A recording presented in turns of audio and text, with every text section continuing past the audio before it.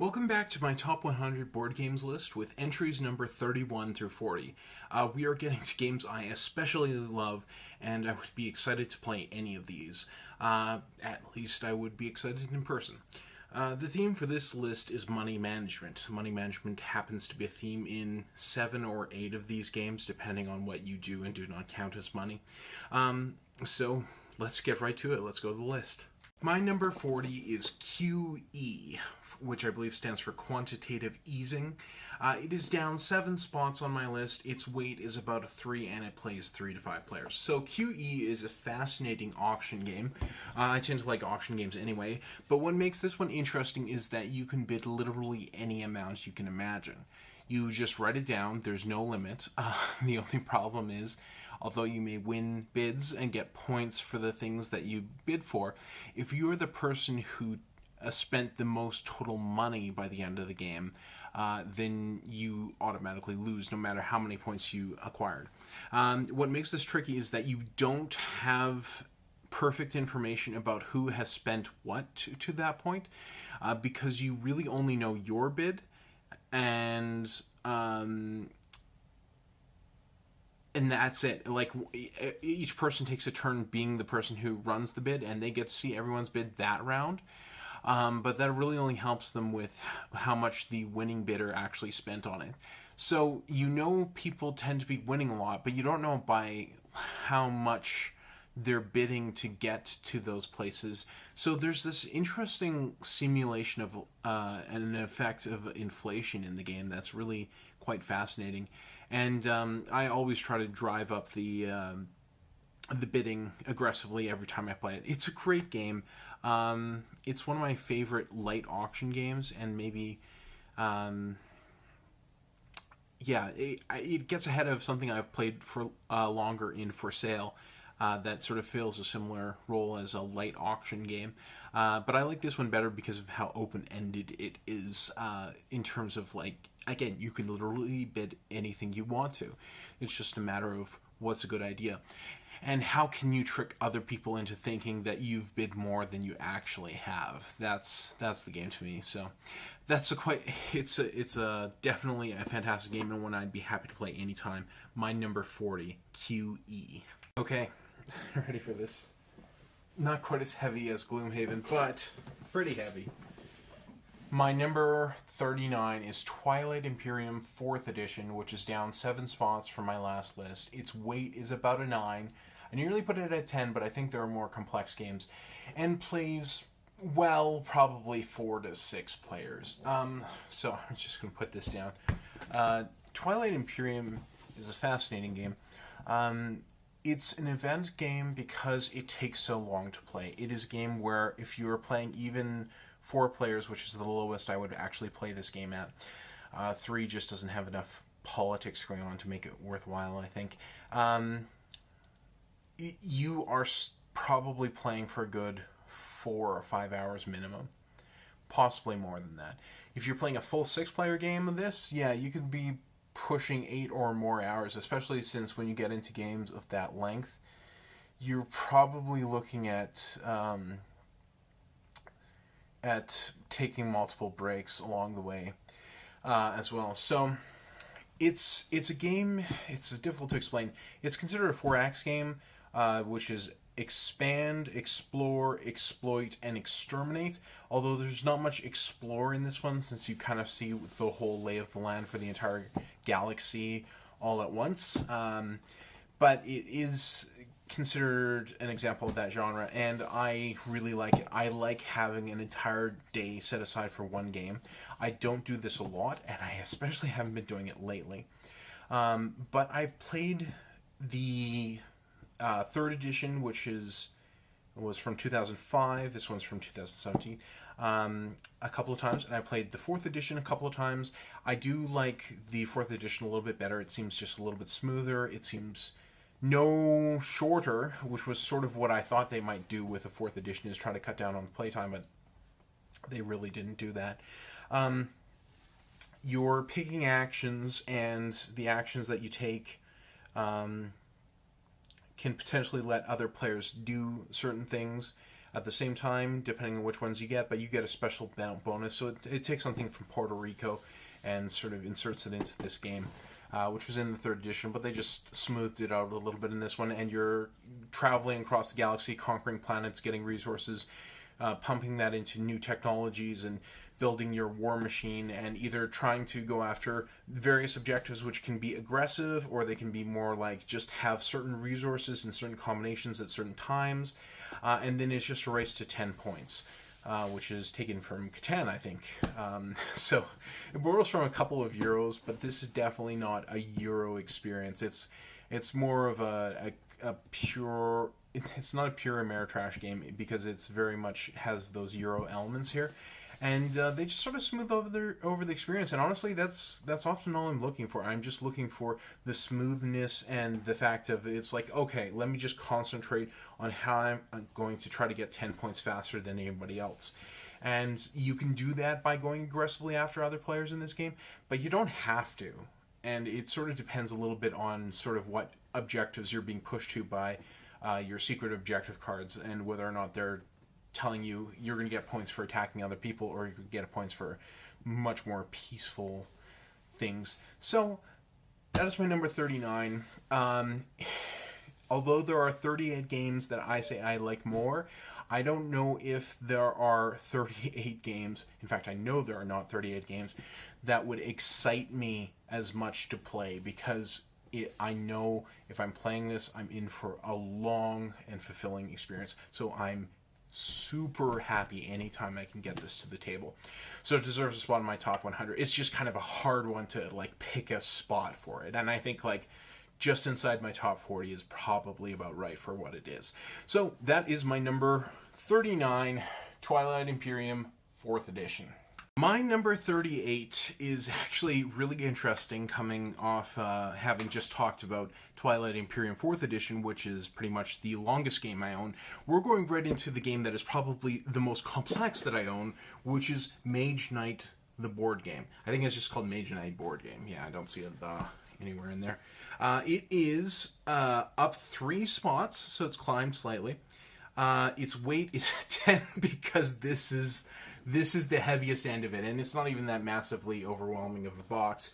And I would recommend it at 1 or 2 players, which is quite the narrow range to recommend a game at. And I've mostly played it solo. Okay, so Mage Knight the board game has 2 large, small print, 20-page manuals to explain it. Now, there is some fluff in there a little bit in the first one, which is sort of the tutorial scenario, which explains each thing, each system point by point, and then says, okay, just start it, because there are still more rules that you need to learn, but you might as well get your feet wet with the mechanisms as you start to play it. And then it's got a reference manual, which I've never gone straight through, which would be just a pure headache to go through. But, you know, if you know what you're looking for, you can find it in there, and then that can help you play the game that way. This is one of the early examples of a game that sort of specializes in being a solo gaming experience. And it makes sense, because this really does simulate the feel of like a 40-hour Japanese role-playing game that I used to play a lot growing up, condensed into like 2 to 3 hours, if you know what you're doing, as a solo experience, where you're leveling up, you're gaining power. It uses deck building, it uses like map movement, it uses like special abilities on the cards, but also the ability to use each card in a generic way to just sort of help you get certain things done. You gain in power by gaining more cards per turn that you can use, like a hand limit increase, or just better cards in your deck. There's just a lot going on in this game, and I couldn't even begin to summarize everything that you have to know in order to play it. But I would say that if you're experienced playing games, this is a game where there is so much going on that it's almost interesting because of its complexity. This isn't a game where, if you feel like complexity tends to get in the way of the fun, that this is going to be the game for you. This has to be a game for someone who's like, oh, that like little tweak of a rule and how that works differently in this certain circumstance actually makes the game more interesting. Like if that is your approach and attitude towards games, like I have great news for you. This is certainly the game for you, and I believe there is like a Ultimate Edition out there now, which just includes several of the expansions in one box. It's more expensive, but honestly, if you like the idea of a game that is just as complex as it's going to get outside of maybe like a traditional war game, which I haven't dipped my toe into at all yet, so I don't even know if I would like that kind of game. But outside of that, this is, I think, as involved a game as you're going to find. It is not a game that I would hoist on more than one other person ever. Like, I would not play this at 3, and I would certainly never play it at 4.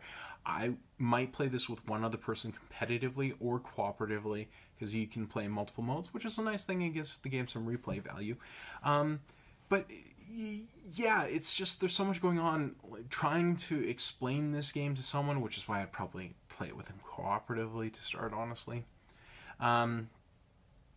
is so much work that, yeah, don't try to double that work by bringing in a third person or tripling that work by bringing in a fourth.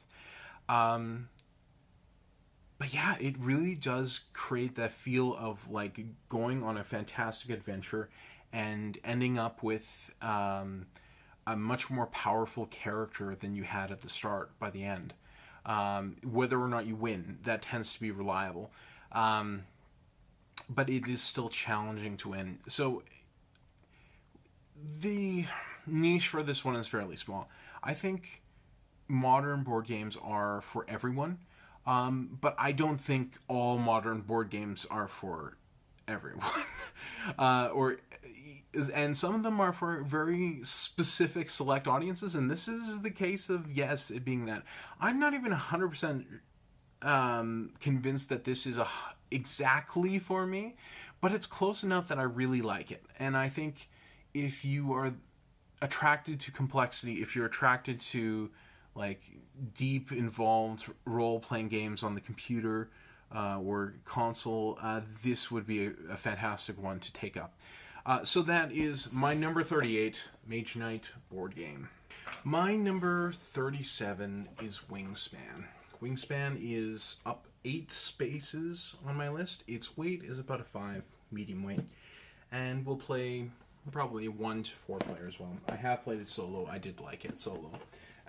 Otherwise, I've just played it at 2, and yeah, I mean, it's quite good. It's on my list at 37 for a reason. I just want to play with more players just to see how it kind of works with more potential randomness brought in. So it's what you have in Wingspan is a engine building, card driven game with a charming theme. Dealing with birds is great. Honestly, it's a theme that is fairly unique in board gaming, and it works quite well here to sort of create the sense of I'm just sort of helping the birds. I don't know if it's the most thematic game, but it doesn't feel completely disconnected from its theme either. It's a game that's almost tempting to use as a gateway game when there are only certain situations when you should. I think it's a lot like Everdell in that sense of its theme and its artwork is so charming that you might want to use it with people who don't know much about gaming, but you might find that it's a little much for people who haven't played a lot of other games. There's just a lot to like. There's some resource management. There's the fact that the rounds each get progressively shorter each round you go through. There's some endgame scoring to go for. You want to spam those eggs as much as you can to get those points. You can have birds eat other birds. Lots of cool little features. It's just an engine building game that works well for me, and it has that sense of accelerated pace as you go through it. And as you get further and further into the game, you're just accomplishing more and more. It's just a game I want to explore more, and I'm quite happy to have it. I think this is a game that I think I'm going to be playing with my family a lot for the years to come. So, For all those reasons, Wingspan is my number 37. And yes, you should probably get this one too, unless you hate birds. My number 36 is Clans of Caledonia, which is down 7 spots. Its weight is about an 8, or a 7 or 8, and will play 1 to 4 players. And it does play quite well solo. I've played it several times, and I've enjoyed it every time. Clans of Caledonia is, for some people, their Terra Mystica replacement. For some people, the Terra Mystica replacement is its direct sequel game, Gaia Project. I haven't talked about either of those games so far. And if you're going to bet on games like Terra Mystica and Gaia Project either being completely off my list or simply higher than 36th, I would say if you want to lose money, bet on them not being on my list. This is perhaps the lowest ranked of the 3, and maybe it might be because this is a game in which, like Terra Mystica, you're putting things onto the board, and by virtue of putting them onto the board, they indicate income that you're going to get at the start of each round. So you want to put certain things onto the board to gain certain income, and then you're using those resources that you're gaining from putting those things onto the board into accomplishing certain goals. In this one, it has specific contracts that you're trying to fulfill, and the contracts will often give you large dollops of points and other bonuses, some of which you can use immediately, some of which are just for the end game. It all works really smoothly here. There are a lot of pieces of this game that are just like, oh, that works almost exactly like it does in Terra Mystica, and Gaia Project now too. And I really, really like it, but if I were to like similar games more, it would probably be because I think there's more depth in other similar games, not to spoil my list. Look, I think I can recommend this game a little bit more easily, actually, than I can recommend either Terra Mystica or Gaia Project, because it tends to be a little shorter, it tends to be a little easier to grasp, it's not as heavy, it's not as cumbersome to play. It works quite well solo, and that's something that Terra Mystica doesn't do at all. There are lots of reasons to like this game. I just also happen to think that I might rather play other similar games more, so that might be the only reason that it's on this list. But I love this formula. I think games that are like this are fantastic, and I would love to play any of them. Just maybe this one slightly less than other alternatives. I didn't hint too strongly that Terra Mystica and or Gaia Project might be higher on my list, did I? I didn't mean to. Anyways, for now we're talking about my number 36, Clans of Caledonia. So we've been talking about some fairly heavy games, other than Wingspan, which is more medium weight. So let's talk about something that's not. My number 35 is Just One. Just One is down 12 spots, so it was sitting at 23 last time. Its weight is a 1, and it will play 3 to 7 players. Just One is fantastic. It is a party game I can explain in a minute. Don't time me. All you do is you're playing cooperatively, and you're trying to get a person to guess a word on the card. If the word on the card says fly, then you might write something. You all have to write something down except for the person who's trying to guess. Someone might write mosquito. Someone might write swatter. Someone might write airplane. And what you're trying to do is you're just trying to come up with a word that will help the person guess, but here's the catch. If any 2 or more people write the same word, or words that are close enough, like mosquito or mosquitoes, for instance, you can't show the person those hints. They can't see that. They cancel each other out. So you might have people cancel out mosquito and swatter, and all you have left is airplane, and the person is just staring at airplane as their only hint, and you're like, what word am I supposed to guess based on airplane? That's essentially the game. some people don't play this for points. I do, because I want to win everything. Even my silly party games, I still want to win. I care a little less about the results in a party game than I do about a heavy strategic Euro, for instance. But I still care, and I'm still going to try to win, and I'm still going for the perfect game of 13 correct guesses. So I might quit playing this game if I actually manage to pull that off, though. I think the closest we got was like 10 or 11, which is still pretty good. So yeah, it's just a terrific party game you can play with just about anyone. The only thing that might be throw people a little bit for the loop is the fact that it's cooperative, which is unusual for a party game, to say the least. But I think once people get over that, they're just going to have a grand old time with this. It's a delightfully ingenious, simple little game, and I'd happily play it any time.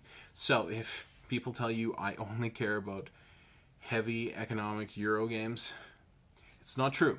I have my token party game friend, which proves I'm not. It's not racist. I'm not gamesist.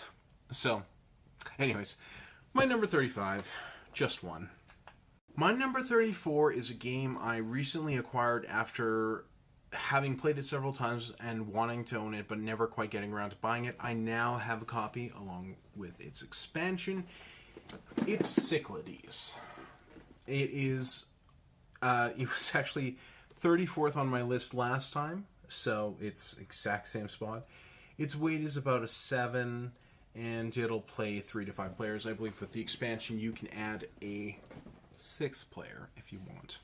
Cyclades is a game that is a little bit of a hybrid between an Ameritrash game and a Euro game. I think the Euro element is stronger in this game because it's what you have to do every single turn, which is an auction mechanism. You have some money, so another money management game on our list. Caledonia also uses money. Wingspan has sort of money. Eggs are essentially money in that game, which is why I said 7 or 8, because I wasn't sure whether to count Wingspan. TWILIGHT Imperium definitely has goods, which are essentially money, and QE is all about the money, and although you're just picking numbers, it's not represented by any specific tokens. But anyways, back to Cyclades. Auction mechanism where you auction on a specific god, and that god will give you different abilities. Some will give you like more economic bonuses, some will give you some things you can collect as a set, which can help you get towards the bonus. Some will let you march on other players and attack them. Some will let you position your boats in such a way that you can potentially attack them, though that kind of transmits what you're doing. It's just an interesting game that has a little bit of combat and a little bit of taking each other over and going after each other and trying to prevent each other from racing to the victory condition of, I think it's 2 metropolises. Once you have those, you've won the game. And the game can end pretty suddenly as a result. I think that bothers a lot of people, although that's part of the reason why I got the expansion, because it was widely reported to have fixed a lot of those problems.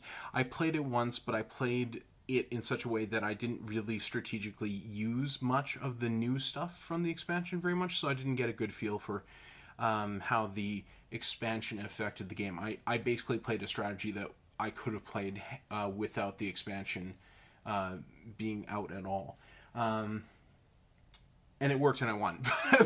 But I still feel like I haven't got a feel for that expansion. It's called Cyclades Titans. And I'm looking forward to exploring it more. I'm wondering if Cyclades might climb my list a little bit as I get more familiar with that particular version of the game.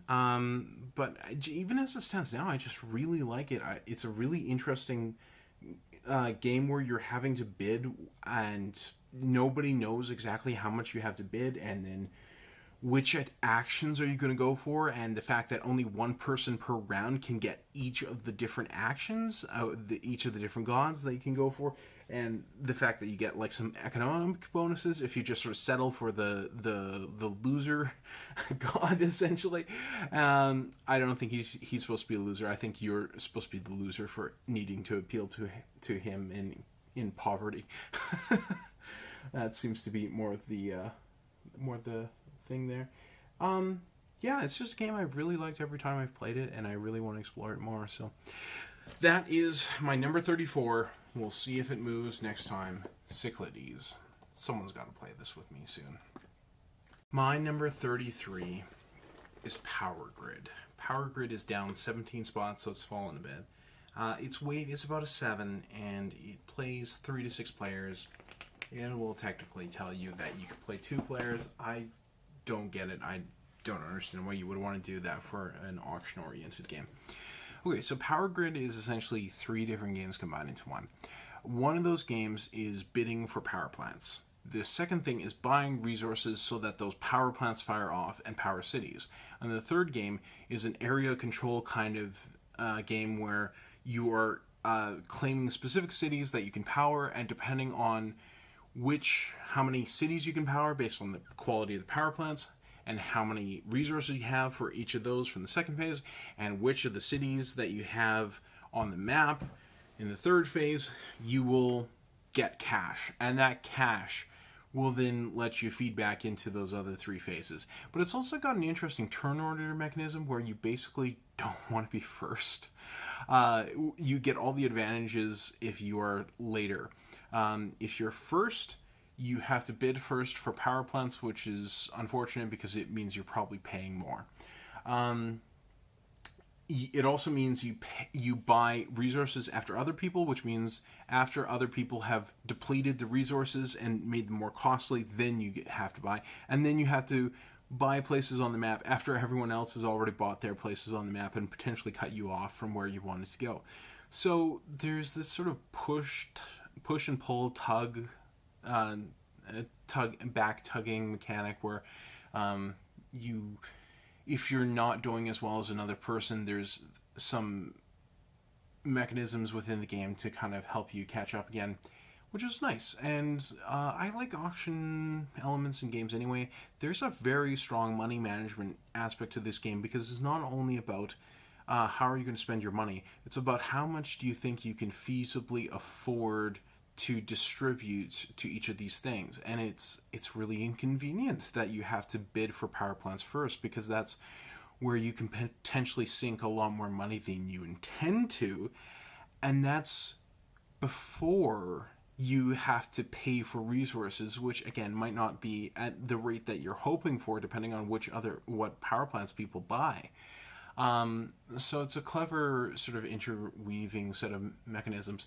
It's sort of a really good game, I think, to introduce people to heavier games. It's not the heaviest game, which is kind of why it works for this category, but it's also not light, and it involves more thinking and more planning and really having to balance your goals in such a way that it gives a good flavor of what it's like to play a more involved Euro strategy game. And I'm really a fan of it. I think it's just dropped on my list just because I've been playing it for so long. Like, this is one of the earlier games I learned how to play. And I'm not tired of it. If I was tired of it, it would be either a lot lower in my list or off of it completely. But it's just sort of a little familiar at this point, and that's not always a bad thing. Sometimes I want to play something familiar, and if I do, I'm very happy to reach for this one. So that is my number 33, Power Grid. My number 32 is Spirit Island. Spirit Island is new to my list, and it is essentially, of all the games that I've started playing since the last time I did this list, this is the second highest debut. There are some other higher debuts that I had played before, but just added to the list now. Its weight is about an 8. It's actually pretty heavy for a cooperative game, and it plays 1 to 4 players. Okay, so Spirit Island is a game I got specifically because I heard that it dethroned a game that we already talked about on this list, which is Mage Knight, as sort of the go-to solo game. And the fact that it was a cooperative game that offered a more involved experience, which is something that I find cooperative games often don't. Like, they tend to be a little bit light to medium in terms of overall complexity. This one wasn't as complicated as I thought it was going to be, but there's still a fair amount going on. It's a game in which you're on an island and people keep spreading like there's some kind of disease, and you, as an element on the island, like you're literally a fire spirit or like a water spirit, you're trying to push them off, and you have some actions that you can do because of who you are, and then you can also gain additional powers that will let you do more things depending on which cards you choose from a drafted list, although you can go with some pre-selected ones if you need some help and you don't want to try to pick up to construct everything on your own. It's a game that feels a little bit like Pandemic in the way that what you're fighting just seems to spread and spread and spread and spread. But the way you go about trying to get rid of it by playing specific cards that let you manipulate the nature of the island, where specific pieces are, who takes damage and how much, and like in what territories you can do it. There's a really sophisticated puzzle here, and it feels different every time. I've only played this solo. I haven't played it with another person yet. I'm kind of waiting for that opportunity to play it with my wife. If she is having a good day and doesn't have anything else to do for a while, so that I can teach her a more complex game. Because I know that she tends to get frustrated when we play a game. I've played it 4 or 5 times. She's playing it for the first or second time, and I tend to beat her because I'm usually picking a strategic game that rewards experience and knowing how to manipulate the system well. And it's just set up so that a person who has played 4 or 5 times is going to beat the person who's played once or twice. Usually. Don't have to worry about it with this one due to the fact that it's cooperative. It's more engaging to me because of the sophistication of the system and the fact that there are multiple things going on. There is you're spending power, which is essentially the money of the game, in order to play cards, and so there's that aspect. But it just gives you a lot of interesting choices along the way, and the game grows in scope, and you just start getting more things done as you go along. It's also neat that there are multiple ways to lose the game, which is always interesting. And I think there are at least a couple of ways to win, if I'm remembering correctly. I could not be. Yeah, I'm just a fan. I like the sort of...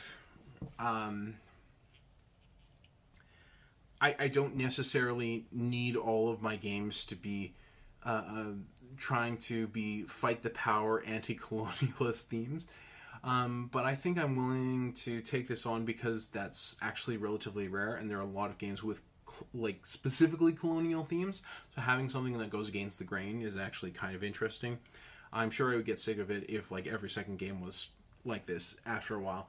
But for now, that's not really the problem. So I'm happy to play a game with this kind of theme.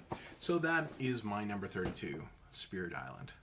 My number 31 is Castles of Mad King Ludwig, which was 31 last time I did this list, actually. Its weight is about a 6, and it plays 2 to 4 players. I've heard that the solo mode that is listed on the box, this is 1 to 4, right there, is a sham. And I can see why, because a lot of the game's delight is it's money-oriented. Remember, we're on money games. Bidding mechanism that kind of drives the game, and I think the solo mode takes that away and just makes it about the castle building, which is fine if it's half the game and you're worrying about money in the other half, but I don't see why I would be playing this game if it wasn't, you know. So basically how this game works is that players take turns setting market prices for a certain number of rooms. These rooms can be added to your own personal castle, and you're trying to build the most prestigious castle. They work with each other in different combinations and in different... certain rooms do better together, certain rooms do worse together, so it's a matter of sort of like how you build them, building off of each other. You get bonuses for like sealing off all the doors, either with doors to other rooms or just like walls that close them off.